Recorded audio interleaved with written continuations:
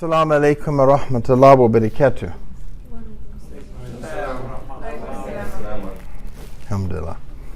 Okay. Welcome to the Islamic Society Leading American Muslims. We all know that are here today that it is a da'wah organization inviting people to the true and peaceful message of Islam. Yesterday I did a wedding and had another shahada. Inshallah, I hope that eventually they will come and join us in the class. But I just wanted to share that with you. I was remiss that I did not, or meant to mention last week and did not, that from September the 15th to October the 15th was National Hispanic Heritage Month. And we have a lot of Hispanic speaking folk in our family. And so I wanted to acknowledge that. And next year, inshallah, I would like to do a presentation that I have on Andalusia and Muslim Spain to talk about that. So I since I missed it this year, hopefully I'll make up for it next year. Today we're going to be talking about domestic violence and Islam's position on that because October is Domestic Violence Awareness Month. I also wanted to ask if you got the email about Costco's pajamas hurting the Uyghur babies. Did everybody get that? Okay, good. I would ask you kindly to respond to this. That's a way that we can advocate for the marginalized groups in the United States of America and elsewhere. Whenever I see something that I think you can do, some small differences you can make, I'll be sending that to you. Starting next Sunday, inshallah, you'll get an email at 10 o'clock. We will have a meeting for those who would like to actively be involved. It's not a meeting for observers. It's a meeting for those who would like to actively be involved in the project that we are trying to embark upon. And that is the purchase of a church in Winter Park. And hopefully next Sunday we will have the Give Lively up. We've put in the information, and that is attached to a payment processor. And hopefully we'll have all of that finalized. I worked on it most of the day yesterday, and there's just some little glitch that we still have to do to get that going. So we ask for you to make dua in that regard. This would offer us a building whereby we would not be limited to the number of days a week that we could have meetings. And I just ask you to make dua about that. I would also like to announce that Kareem got straight A's. Yeah. I didn't hear that part. And not just any straight A's, everything above 96. So, Allah has blessed him with a very good brain, and so we are all, no pressure, Kareem, but expecting great things from you, inshallah. I'm just proud of you. That's right. We want to be proud of you. We want you to be proud of yourself, too. إن الحمد لله تعالى نحمده ونستعينه ونستغفره ونعوذ بالله من شرور أنفسنا ومن سيئات أعمالنا ومن يهده الله فلا مضل له ومن يضلل فلا هادي له وأشهد أن لا إله إلا الله وحده لا شريك له وأشهد أن محمدا عبده ورسوله يا أيها الذين آمنوا اتقوا الله حق تقاته ولا تموتن إلا وأنتم مسلمون. Indeed, all the praise is due to Allah. We praise Allah. We seek refuge with Allah from the evil in our soul and from our sinful deeds. Those who are guided by Allah subhanahu wa ta'ala, no one can misguide them. Those who are not guided by Allah subhanahu wa ta'ala, there is no guide for them. I bear witness that there is no God, there is no deity worthy of worship except Allah subhanahu wa ta'ala, and that Muhammad sallallahu alayhi wa sallam is his servant and messenger. O you who believe, fear Allah as Allah alone should be feared, and die not except as Muslims. Amma ba'd. So today I said we would talk and honor the Domestic Violence Awareness Month, and we would talk about what Islam says. And of course, in discussing domestic violence, we'll be discussing the mission statement of marriage.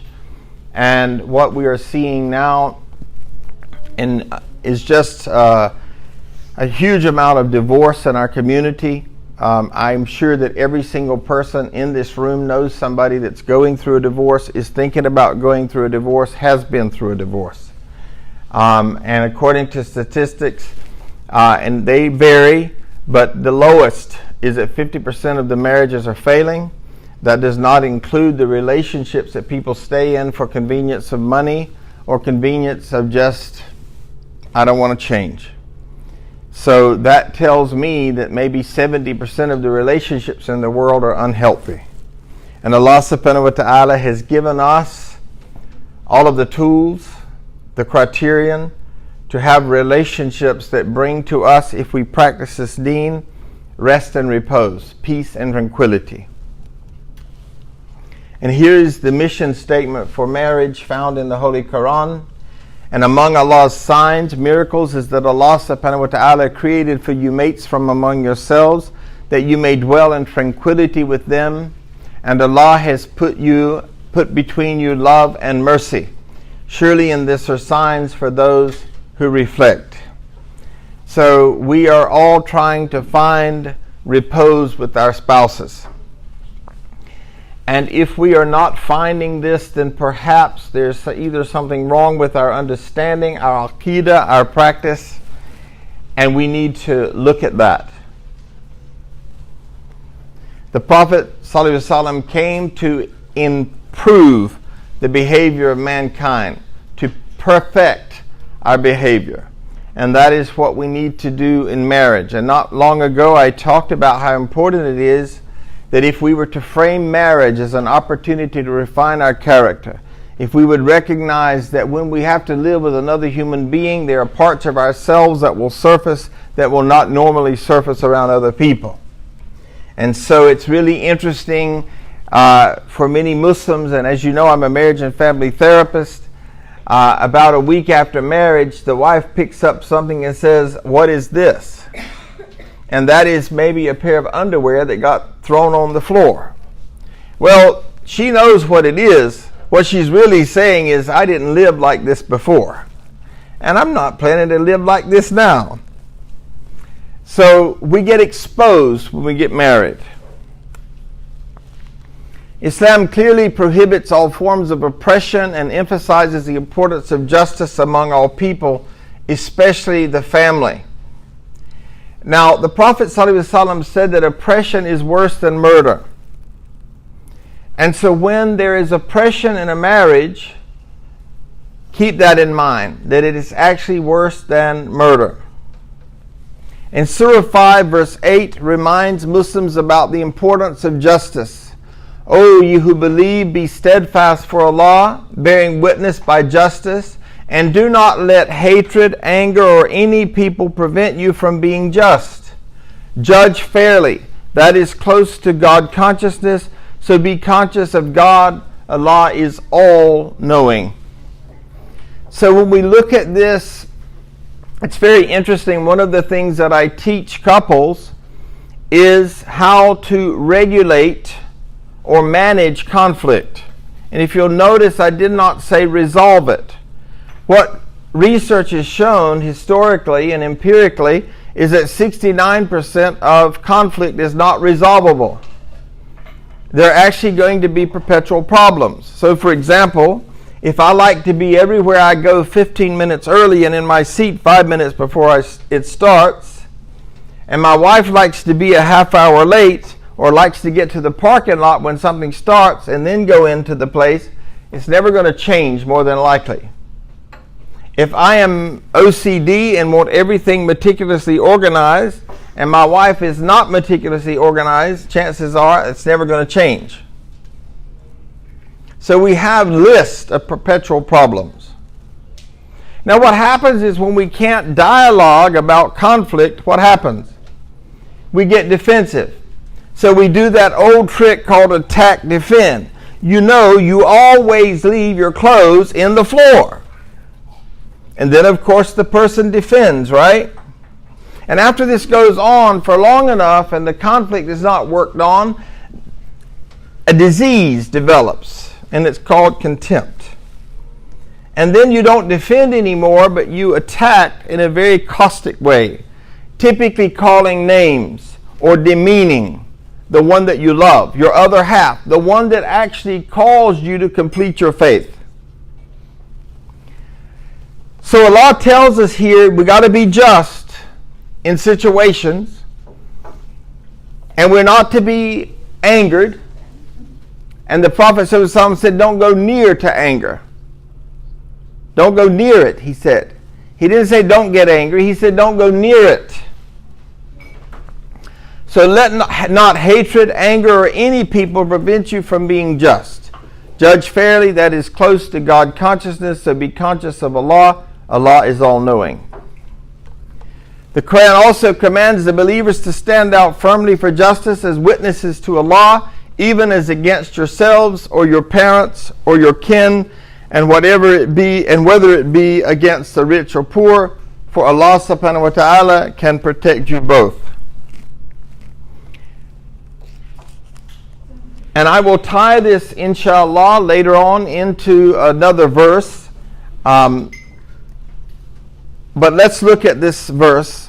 O you who believe, be steadfast in justice, witnesses for Allah, even if it be against yourself, parents, or relatives, whether they are rich or poor, for God is the protector of both. So do not follow your desires, lest you deviate from Allah's way.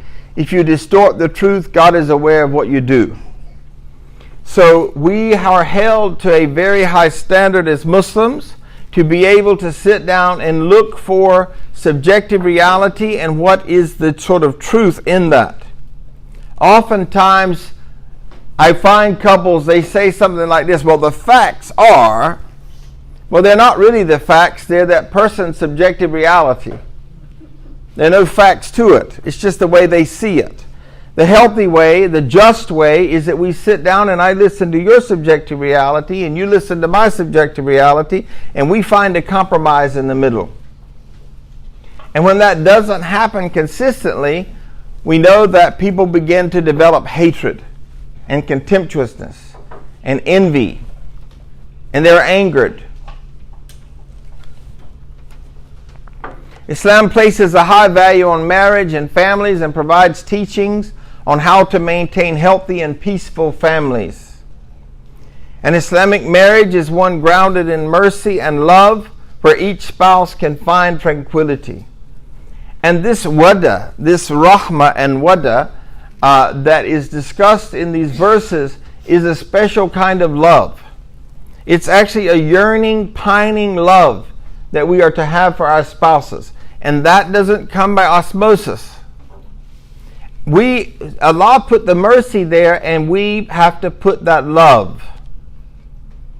We have to do something to keep that marriage alive. The Quran says in Surah 2, 187, they are your garments and you are their garments.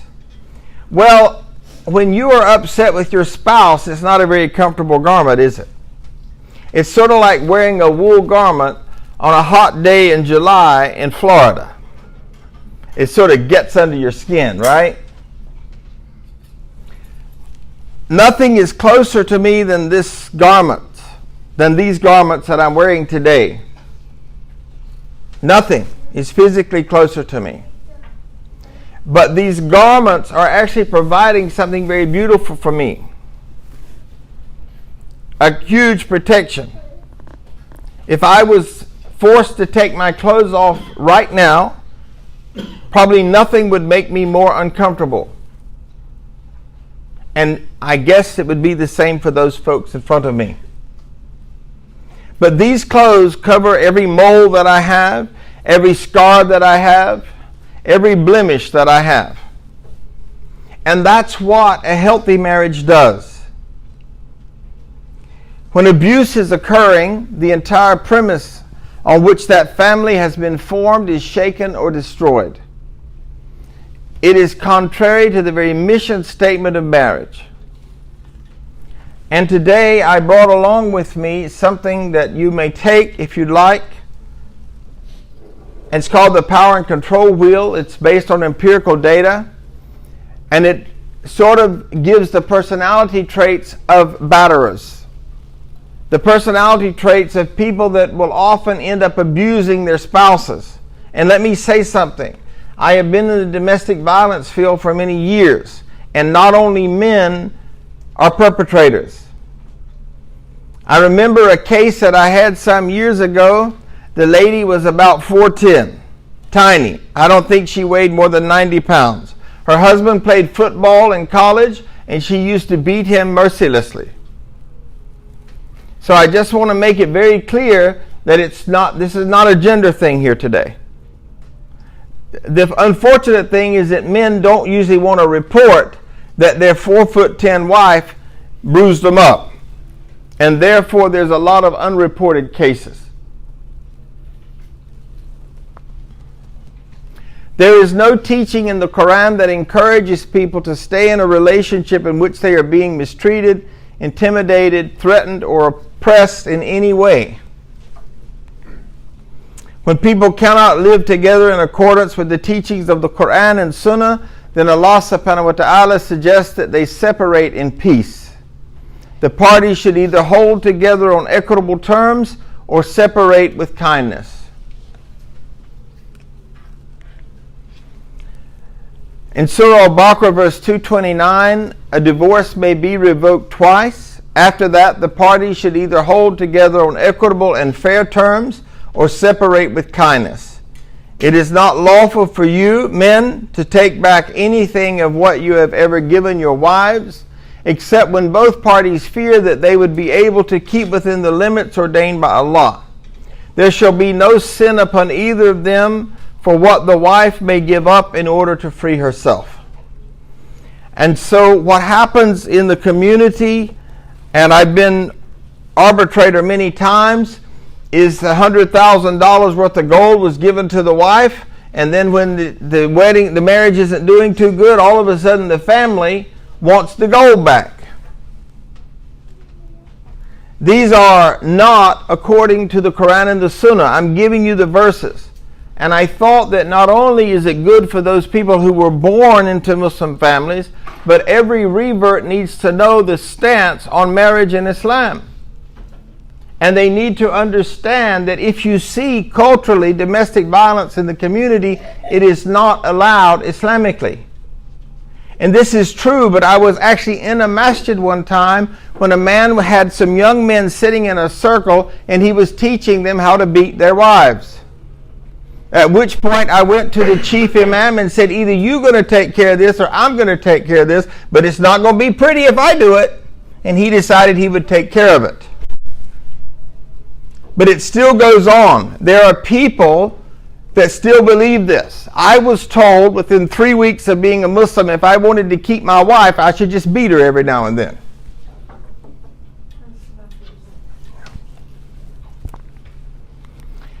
There exists a number of highly authentic ahadith to the effect that the wife of Thabit ibn Qais, Jamila, came to the Prophet ﷺ and demanded a divorce from her husband on the grounds that in spite of his irreproachable character and behavior, she disliked him as she would dislike falling into unbelief after having accepted Islam.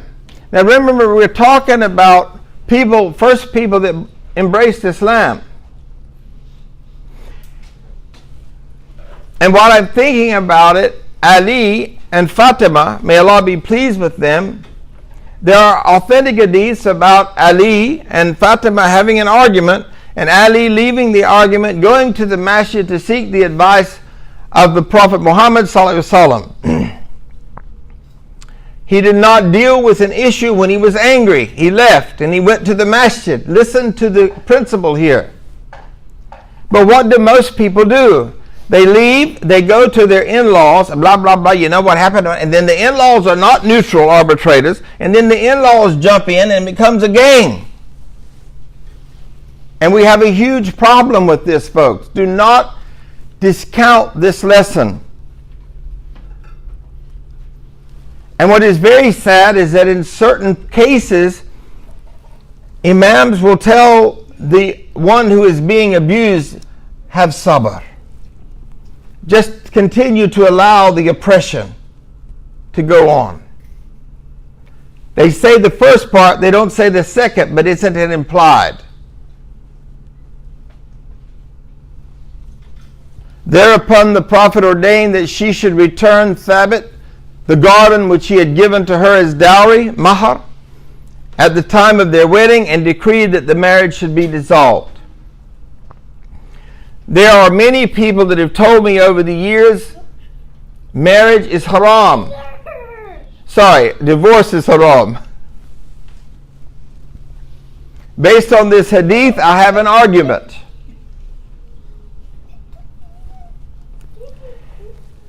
Does the heavens shake when there's a divorce? Yes. But is it allowed? Yes. And particularly where there is abuse. As a matter of fact, ethically speaking, if someone is seeing me as a couple and I find out that there is physical abuse going on, I cannot continue to see that couple as a couple. I cannot re-violate the person who's being abused by them sitting in the room with their abuser. So there has to be an action put in place, an intervention put in place to make sure that person is safety before any reconciliation can take place. In Surah 89 verse 9, Surah 48 verse 9, if two parties among the believers fall into a quarrel or fighting, make peace between them. But if one of them goes on acting wrongfully toward the other, fight you all against the one who acts wrongfully until they comply with the command of Allah. If they revert, make peace between them with justice and deal equitably with them, for verily Allah loves those who are fair and just and act equitably.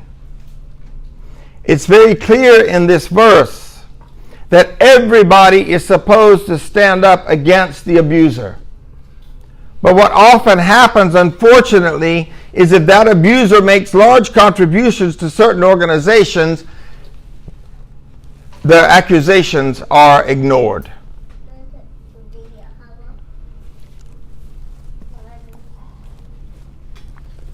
The Quran says that Allah subhanahu wa ta'ala created human beings, male and female, to worship Him and to be Allah's Khalifa, vicegerent on earth. In Surah 2:30, implementing Allah's commands and following Allah's guidance. If somebody could get me some water, please. Oh, thank you. I have a jar of it.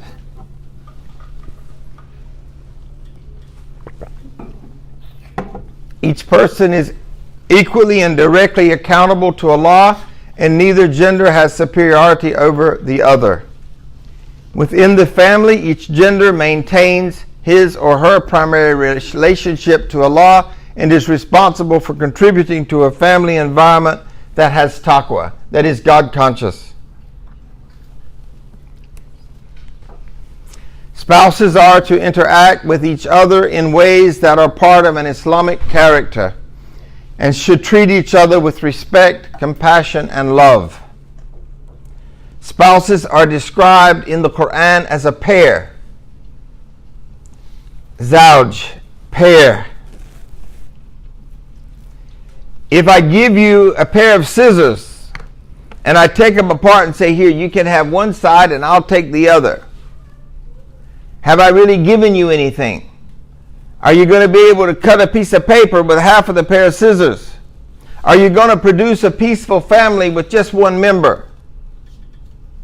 It's not going to happen. We are a pair and we're supposed to work as a pair, and we're supposed to do that with shura, mutual consultation. Half of a pair cannot function completely in the marital relationship without the other, and neither half is inherently more valuable. Unfortunately, there is a lot of male privilege in the world, where whether it is culturally or whatever it is, it's not according to Islam.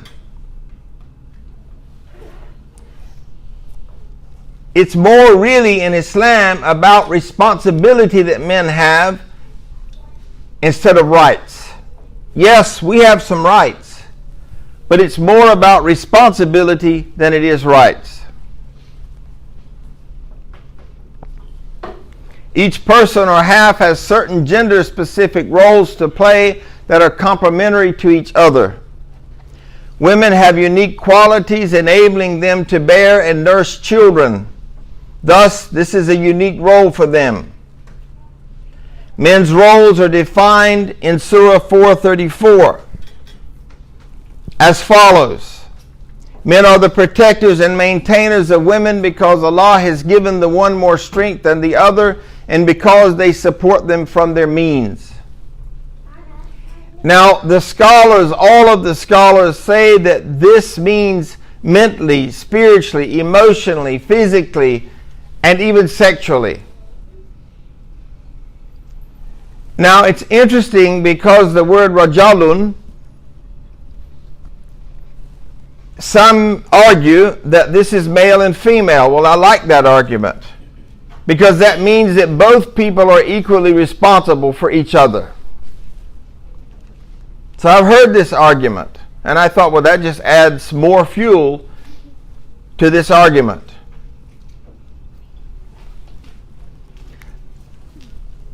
The first wife of the Messenger of Allah, I.S.L.A.M, she supported her husband from her means. And when he received revelation, she was there for him emotionally. It's not time for the next slide yet. Okay, it's okay. She was there for him emotionally. And when he had not received revelation for a while, and he was depressed, and he climbed up to the mountain thinking to jump off, she was there for him. His spouse was there for him to comfort him, a garment to him. Now, we do have authentic hadith to say that we are all shepherds to each other, but we also have hadiths to say that the man is the shepherd and the imam of the family. If we look at the context of this, what is required of an imam? He is to lead the family in prayer. And when I talk about leading the family in prayer, I don't just mean a ritualistic prayer. There's some more meaning to standing than simply doing the prayer. And again, this is more about responsibility than the too often misunderstood possession of rights. This leadership role is to be fulfilled according to the criteria specified in the Quran and Sunnah. For example, decisions should be made through mutual consultation, shura, and should not be determined unilaterally to be imposed on the other party. If I impose my decisions on you, how does that differ from oppression? And I'm the only one that makes decisions around here. How do you feel about that? And can we put our feet in the other person's shoe? How would we feel if that person made all of the decisions? Khalas, that's it. I said it and that's it. In Surah 42 verse 38, believers are those who conduct their affairs by mutual consultation. In Surah 65 verse 6, let the women live in the same style as you live and take mutual counsel together according to what is just and reasonable. And the beautiful thing about the relationship is that women have sometimes and oftentimes a nurturing side to them that we as men do not have. If a man had to breastfeed all through the night, he probably would go insane. Allah has built us with very special and unique gifts, but He made us equal. There must be room for negotiation and even disagreement, as was evidenced in the manner in which the Prophet Muhammad ﷺ treated his wives. The mutuality that is part and parcel of the relationship must never be forgotten. Spouses are described in Surah 2 verse 187 as garments for one another. This signifies that they are each responsible for taking care of and protecting each other. It is a mistake for Muslims to believe that men are superior to women or that men have the right to control women or dictate to them. This attitude is completely contrary to the example of Prophet Muhammad ﷺ, who consulted his wives in many matters, including those related to his position as head of state. The Quran is very clear in stating that the only manner in which Allah holds one person in higher esteem than another person, regardless of gender, is by virtue of his or her degree of God consciousness, taqwa, or piety. In Surah 49, verse 13, O mankind, we created you from a single pair. And when we see this single pair, it actually is indicative of the equality of biological origin in Islam. We were created from a single pair of a male and a female, that you may know each other. And to know each other means to identify with each other, to understand each other. You see, on some level, I really know my wife. I identify with her after 34 years. But let's keep it for rizzle for snizzle. I don't really know a lot of you in here. The Prophet ﷺ said you don't really know a person until you travel with them. I've never traveled but with a few people in this room. We were angels. But there is a huge principle in this. We are enjoying to know people. If you look at the example of the shepherd knows every single animal's personality. And that shepherd will actually give special care for whatever deficit that particular animal has. And while I was in Palestine, I got to see a few shepherds. I even saw them on one of the highways and stopped and spoke to them. But if you could only see the loving care that the shepherd has for their animals, and look at how much care we have for each other. And what is the context of this? Our zawj, our other half. Verily the most honored of you in the sight of Allah is the most righteous of you. And what is the context of this verse? The righteousness is recognizing that you were created out of a single pair, of a male and a female, and that you might get to know each other. Even we were created in different nations and tribes, and we are encouraged to know each other, to identify. Let me understand the different cultural norms so I can be sensitive to different matters.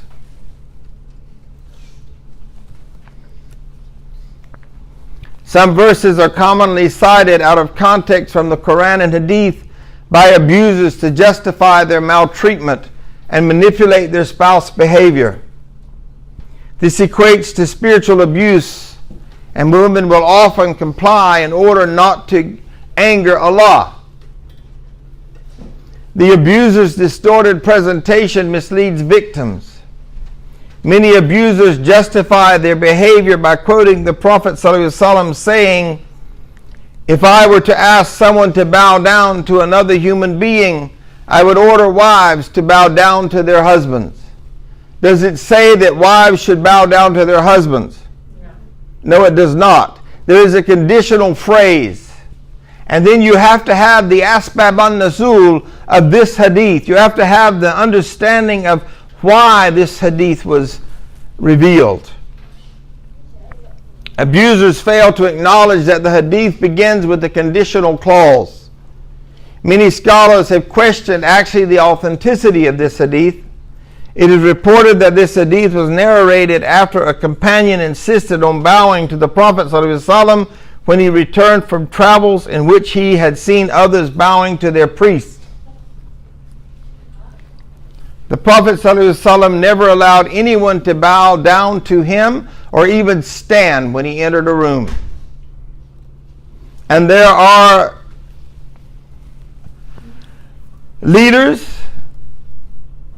in the world, Muslim leaders, that when they walk into a room, the people stand up.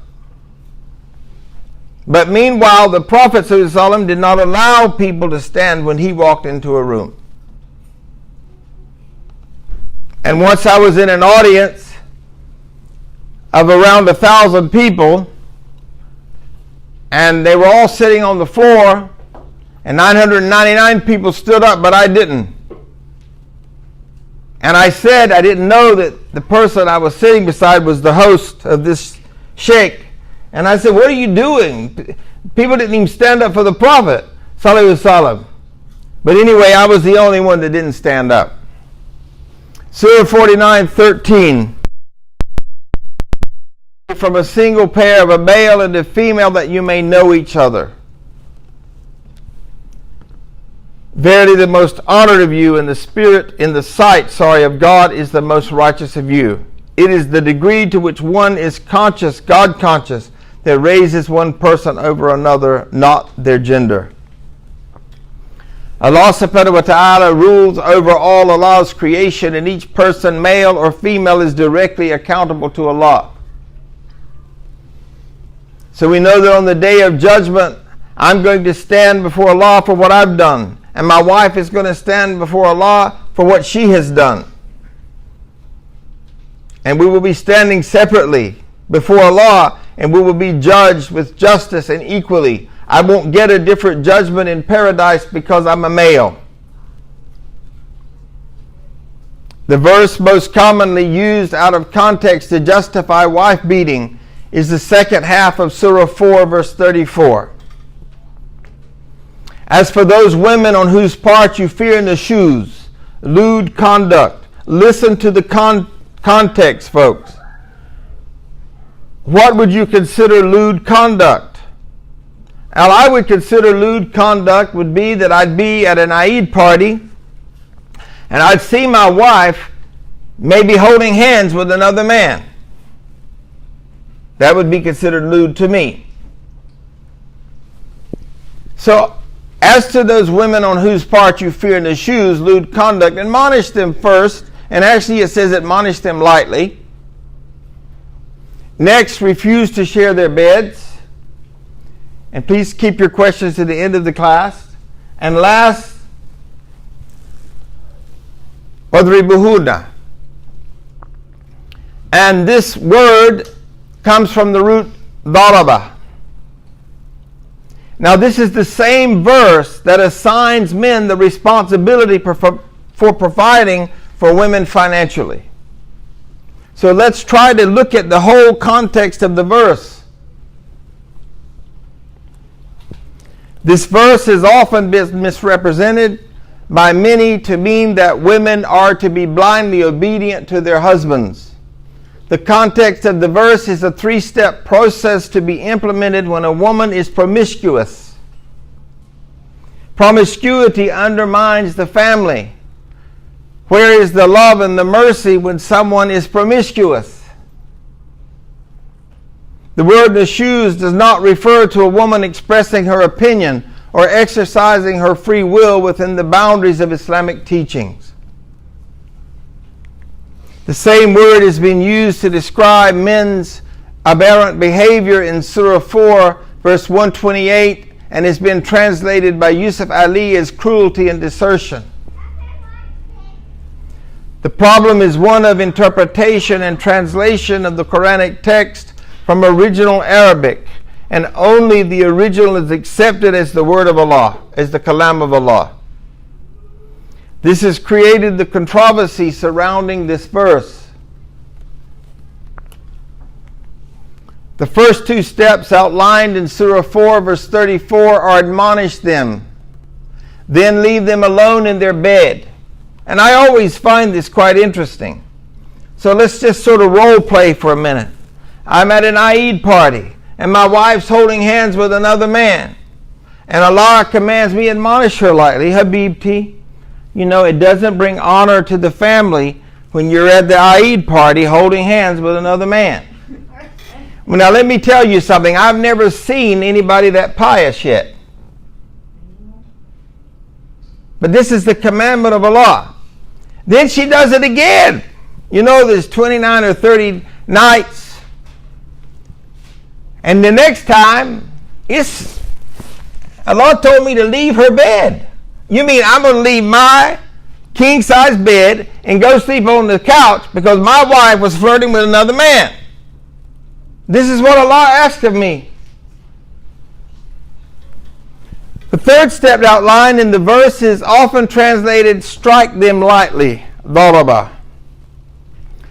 But it has also been translated as go away from them, which is more consistent with the example of the Prophet Muhammad ﷺ when he had difficulty with his wives, and it is consistent with Ali when he had difficulties with Fatima. May Allah be pleased with all of them. In America, we play baseball and we get a strike. Did we hit the ball? Well, then why do we call it a strike? We actually get 3 of them. Strike 1, strike 2, strike 3, and you're out. Not once did we strike anything. In 14 translation, it says this.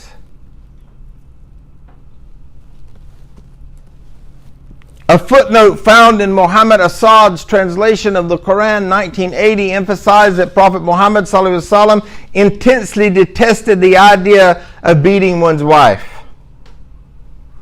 In the same footnote, Assad cites the saying of the Prophet, never beat Allah's handmaidens. In addition, he added that most scholars agree that any beating should be symbolic, using something like a handkerchief, cannot leave any mark or cause injury, and can only be resorted to if the wife committed an immoral or lewd act. Now, remember, we have to study fiqh al-aqaliyah, the fiqh of minorities. And if I walk up to my wife after she was holding the hands of a man, and I take out my little handkerchief and say, astaghfirullah, you ought not to do that, girl. I think she's going to laugh at me real good. And I think everybody around me is going to laugh, because we would not relate to this in the modern day.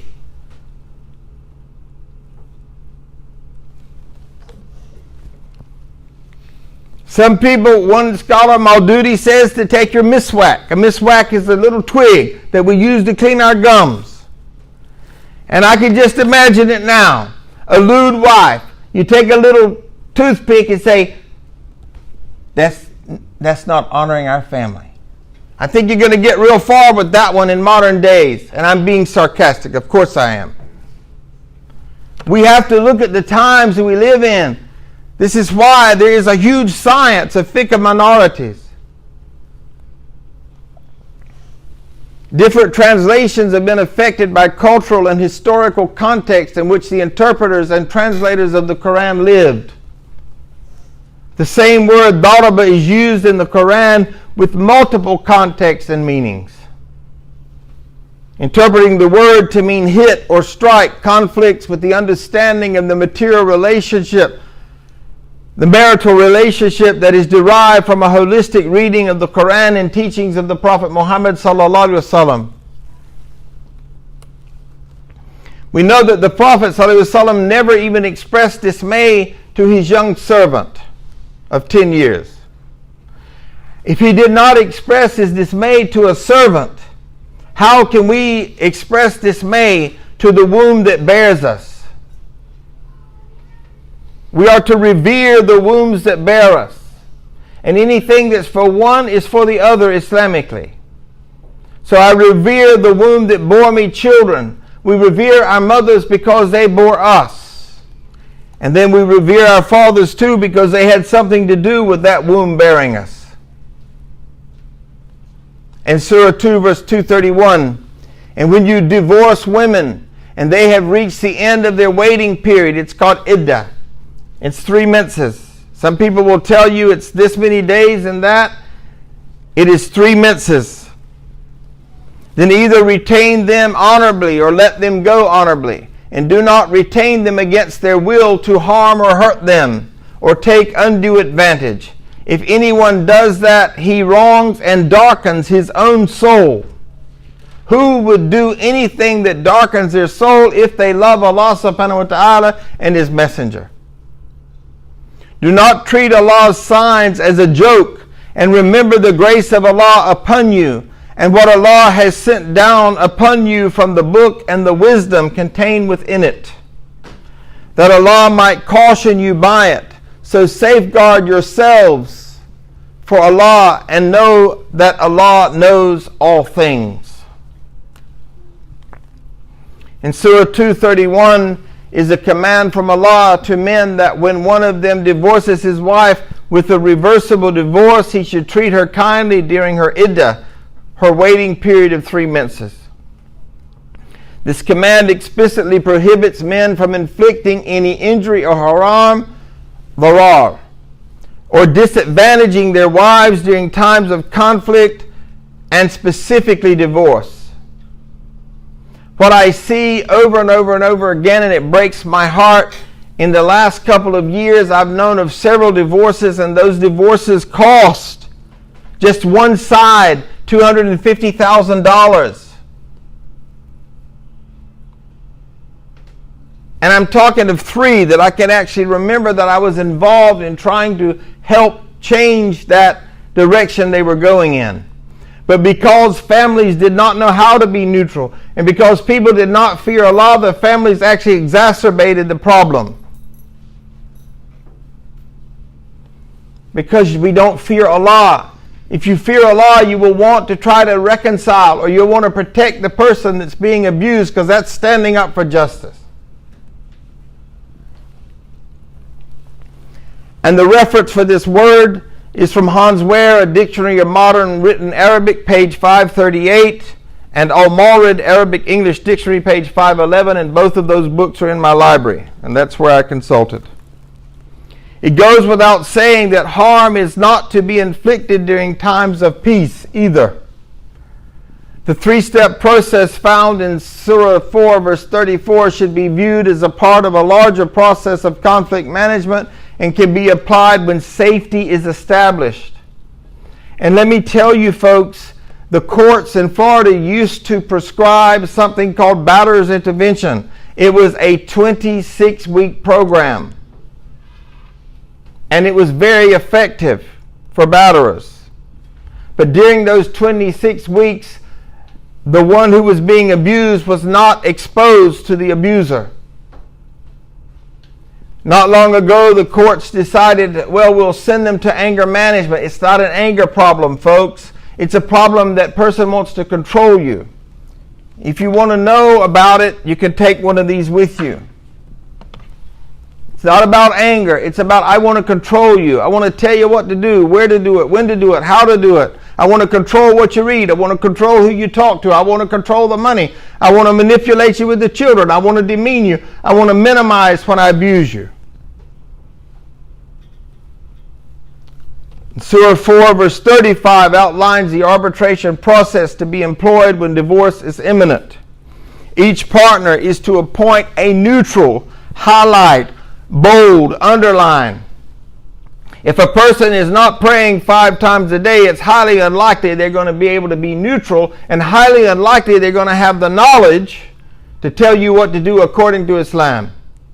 If anyone in this room has ever had problems about what I'm talking about today, did people bring out these verses before they started talking? Or did their naff start talking? Well, if he did this, she ought to have this, and he ought to get this, and we ought to do this. And it's all about their religion, what they think. We have the criterion for this. Each partner is to appoint a neutral and trustworthy arbitrator from his or her family to help work through the issues with the ultimate goal of reconciliation whenever possible. In Surah 4 verse 35, if you fear a breach between them both, appoint 2 arbitrators, one from his family and the other from hers, if they wish for peace. Allah will cause their reconciliation, for Allah has full knowledge and is acquainted with all things. But let me tell you folks, this cannot happen where abuse is taking place. There can be no peace when a person thinks that they can beat up another human being and call them their other half. It's like if I start beating half of my body, you guys aren't going to think I love myself very much.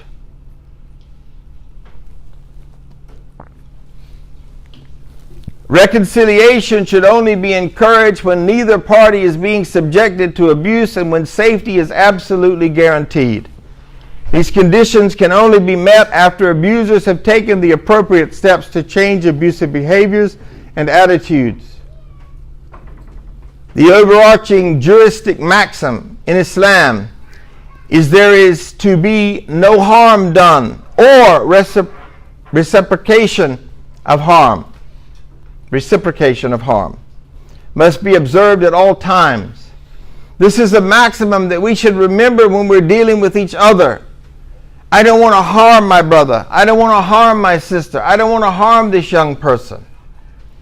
And when we greet them and we are castigating and criticizing and condemning and indicting them, we are causing harm, psychological harm.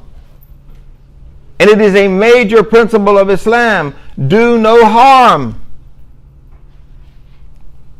How many times have you been to a place to get spiritual fulfillment and you were harmed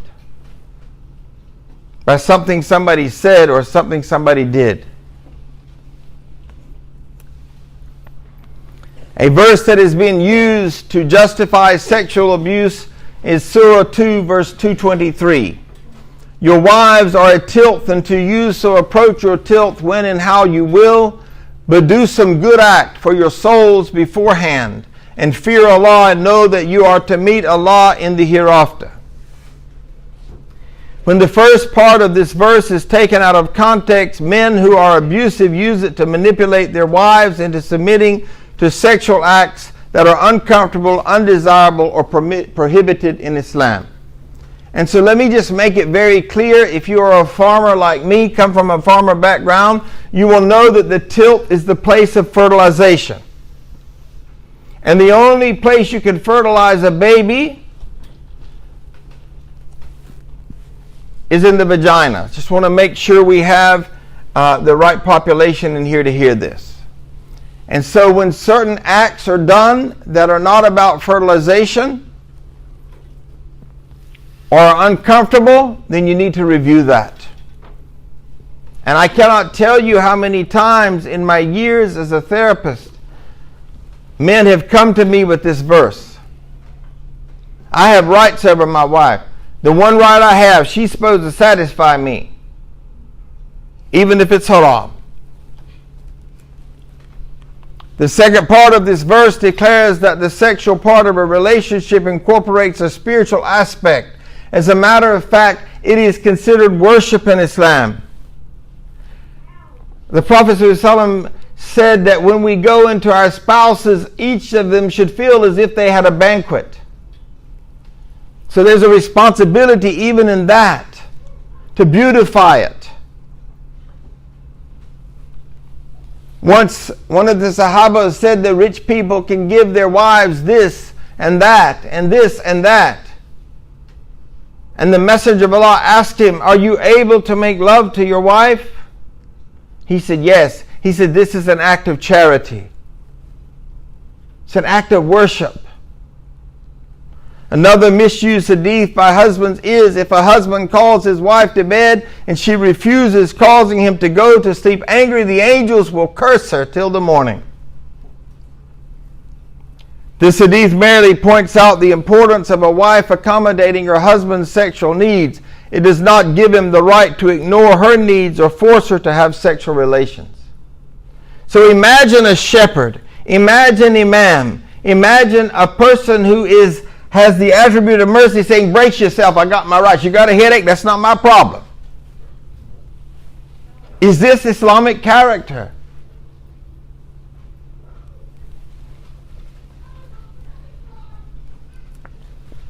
One of these states that when spouses make love, it should be as if they provided a banquet for each other. Both parties are to be satisfied. It is not immodest for a woman to approach her husband for fulfillment in this area. A husband will be punished for neglecting his spouse sexually. One of the companions of the Prophet ﷺ was admonished for spending the whole night in prayer with a reminder that his wife has a right over him.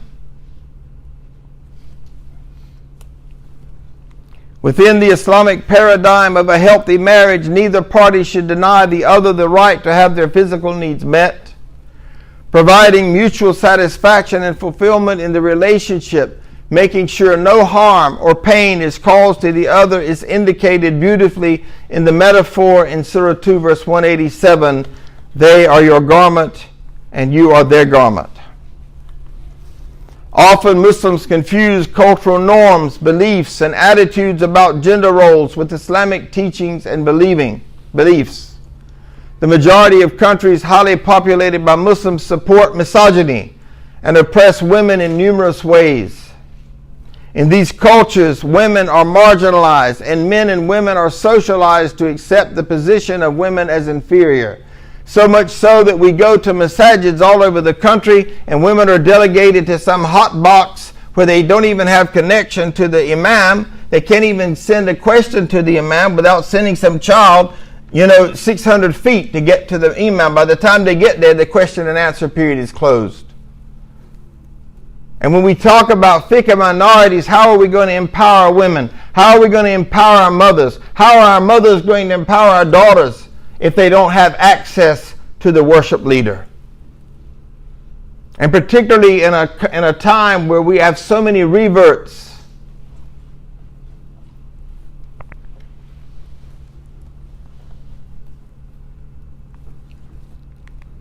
These oppressive attitudes are reminiscent of the era prior to Islam when women did not have rights.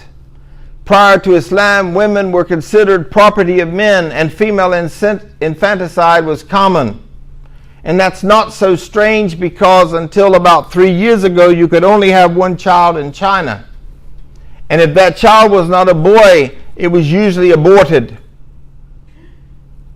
And today in the United States of America, there are higher rates of female fetuses being aborted than there are male fetuses. And you can do your research on this, folks.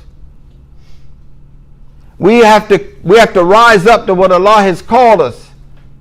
We have to recognize that we would not be here if it were not for a woman. Islam raised women to be equal to men and does not burden them with the original sin. In the Christian religion, women are called the evil temptress. And it is said that Eve came to Adam and said, "Oh, I have," some people say apple. There's no apple in the Bible, by the way, but just for the sake of this class, "Oh, I have something for you." And there are many, many writings of even 4th century Christian scholars that referred to women as the evil temptress. And I actually remember growing up hearing a sermon about that. That's not so in Islam. Adam and Hawa both sinned and they both repented and they both amended.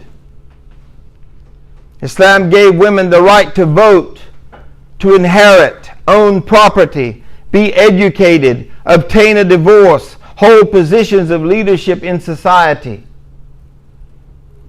And I ask you, go around, check the 32 masajid that are in the greater Orlando area and find out how many women are on the boards. And tell me that's not oppression if you don't have any representation of a woman in your community. I don't want to do anything without the women because the women get things done.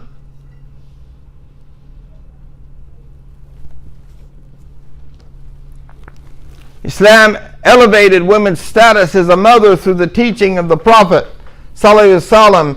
Paradise lies at the feet of the mothers. Once a young man asked the Prophet ﷺ, "Who is most deserving of my respect?" He said, "Your mother." The young man said again, "Then who?" The Prophet said, "Your mother." The young man asked a third time, "Then who?" The Prophet said, "Your mother." The young man asked the Prophet ﷺ the 4th time and he replied, "Your father." So women are to be respected 3 times before the father.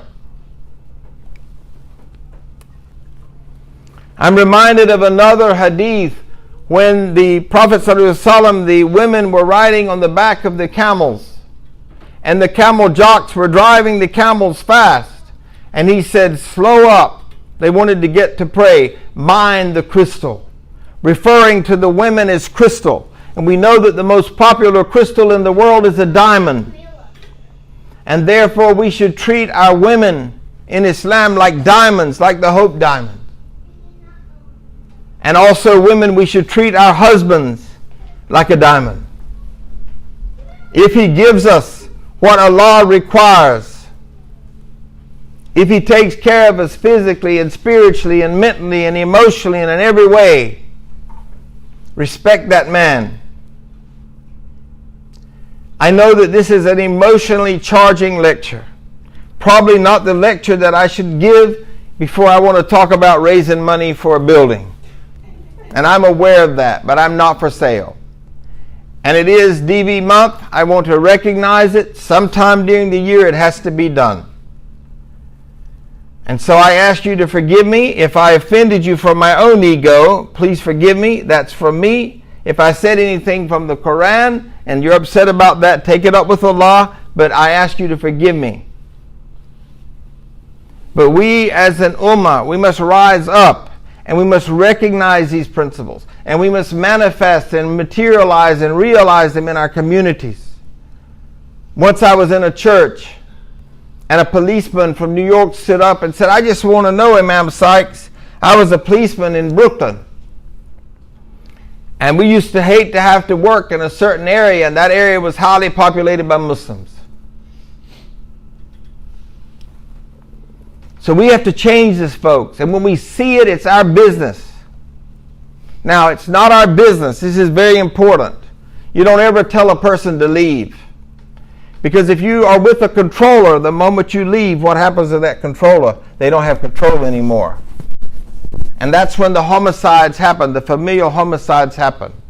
So if you're ever going to leave and you happen to be in that situation, if there's somebody in this room and there's something I don't know about you, you make sure you have a safety plan before you leave. I also want to thank you for honoring the fact that this will be put on YouTube for the world to see, and for your holding your questions to the end of the class. And I also thank you for allowing me to go a few minutes extra today. I love you all for the sake of Allah. As-salamu alaykum wa rahmatullahi wa barakatuh.